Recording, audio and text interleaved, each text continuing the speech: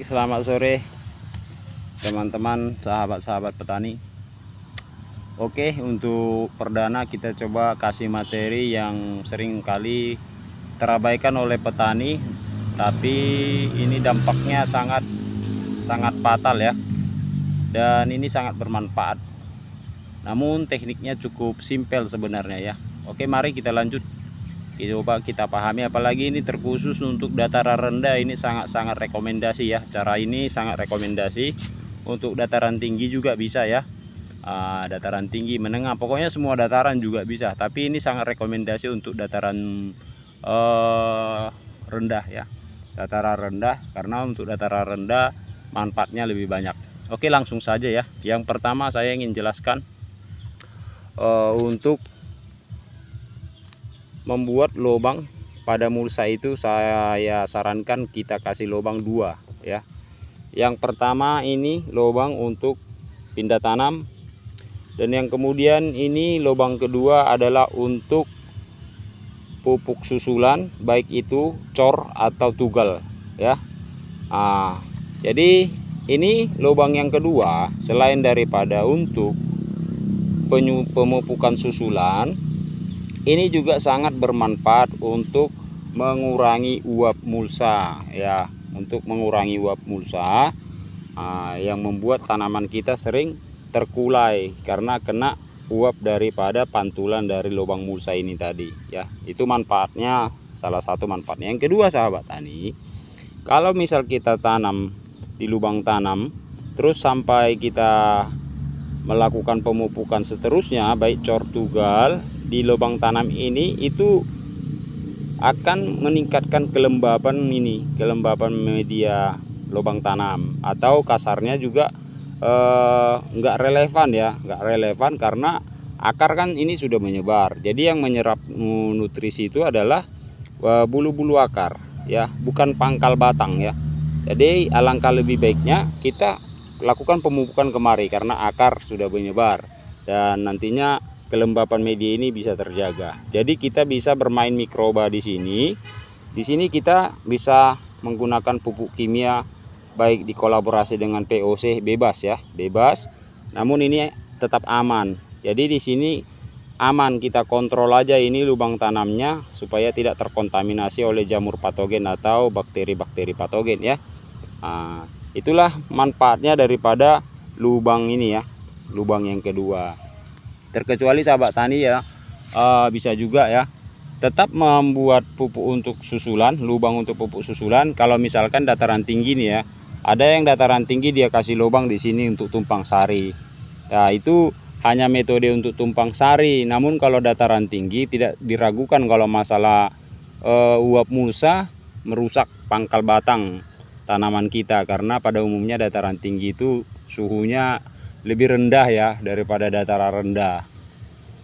Dan ini ya, ini yang perlu diperhatikan. Ini seminggu sebelum pindah tanam usahakan pemberian pupuk pada lubang tanam. Pupuknya saya sarankan ZA sama NPK Mutiara atau Posca juga bisa. Ini ketepatan saya campur keduanya ya, karena menghemat ya, menghemat. Jadi saya perbandingannya 1:1, ZA-nya 1 bagian ya, NPK-nya 1 bagian. Jadi ini NPK Mutiaranya sama Posca-nya setengah-setengah bagian saya buat agar lebih hemat sedikit aja ya. Jadi fungsinya ini begini teman-teman. Meskipun kita sudah membuat pupuk dasar di dalam media ini, tapi kita tidak bisa menjamin apakah pupuk tersebut mengenai seluruh bagian tanah ini. Jadi ya bisa saja di sebagian titik lubang-lubang ini tidak memiliki pupuk dasar. Itu yang pertama. Yang kedua, pupuk dasar itu kan di bawah teman-teman, padahal tanaman kita baru pindah tanam. Jadi otomatisnya di sini minus nutrisi, minus. Jadi untuk menghindari tingkat stres yang tinggi nantinya pada tanaman kita, makanya kita beri pupuk dulu.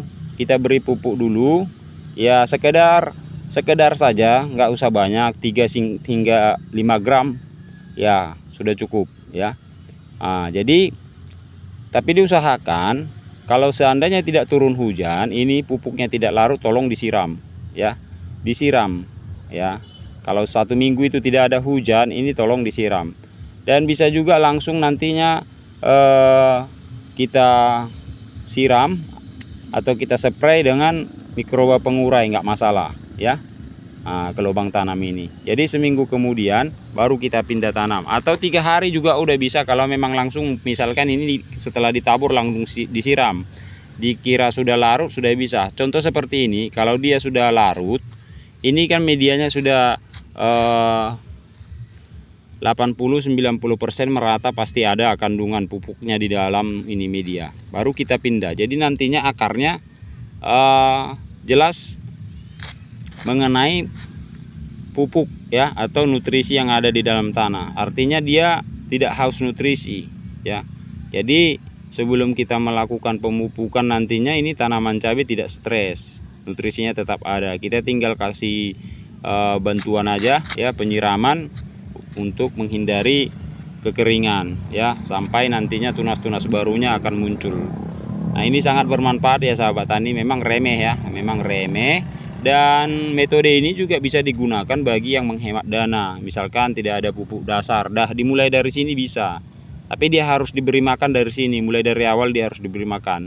Jadi ini kapasitasnya nanti kita targetkan 3-4 hari bertahan setelah pindah tanam. Namun seminggu sebelum kita pindah tanam sudah kita tabur. Jadi 3-4 hari kemudian langsung kita lakukan pemupukan susulan lewat kocor. Kalau nggak ada pupuk dasar di sini. Kalau ada pupuk dasar di sini, ini pupuk ini untuk dalam jangka 10 hari masih tahan untuk kondisi tanaman yang baru pindah. Dari 1 HST sampai 10 HST baru kita lakukan pemupukan kedua. Kalau memang ada pupuk di dalamnya ya. Kalau ada pupuk dasar. Kalau nggak ada, boleh kita langsung pupuk ya. 3 hari kemudian setelah pindah tanam pupuk, kemudian nanti 7 hari setelah pindah tanam pupuk, begitu selanjutnya ya sahabat tani. Yaitu pupuknya ya ini aja dulu ya, ini ya kita tinggikan nitrogennya aja. Kita mau membentuk vigornya supaya pertumbuhan tunas-tunasnya nanti produktif ya. Jadi nanti kita tinggal pilih aja yang mana mau kita rempel, yang mana mau kita tinggalkan. Jadi cabenya nanti tidak lurus saja ya, menjinjing ke atas seperti tiang listrik, tunasnya susah. Nanti menjelang masa vegetatif generatif awal itu baru nanti tunasnya muncul ya. Jadi itu terlihat bahwa itu kurang nutrisi karena tekstur tanah kita itu kan tingkat kesuburannya nggak sama. Jadi ini menghindari. Kalau misalkan tingkat kesuburan tanahnya sudah bagus, nggak masalah juga dibuat metode seperti ini, bahkan lebih bagus ya. Bahkan lebih bagus, cepat dia terangsang ya. Jadi untuk perawatannya nanti lebih singkat. Jadi ketika tanamannya ini sudah kokoh, otomatisnya imunnya nanti akan lebih kuat ini ya, akan lebih kuat imunnya. Jadi banyak keuntungan-keuntungan yang kita dapatkan kalau tanaman kita itu sehat ya. Bukan hanya dari segi hasil saja yang lebih maksimal, namun ketahanannya juga akan terasa sama kita ya. Jadi itu aja dulu ya sahabat tani, yang 2 ini ya. Lubang tanam, lubang pupuk susulan, dan kemudian penaburan pupuk pada lubang tanam 1 minggu sebelum pindah tanam atau 3 hari sebelum pindah tanam. Tapi setelah ditabur itu segera lakukan penyiraman agar pupuknya larut. 3 hari kemudian sudah boleh dipindah tanam. Oke sahabat tani, semoga bermanfaat. Kita lanjut materi-materi berikutnya di kesempatan yang berikutnya.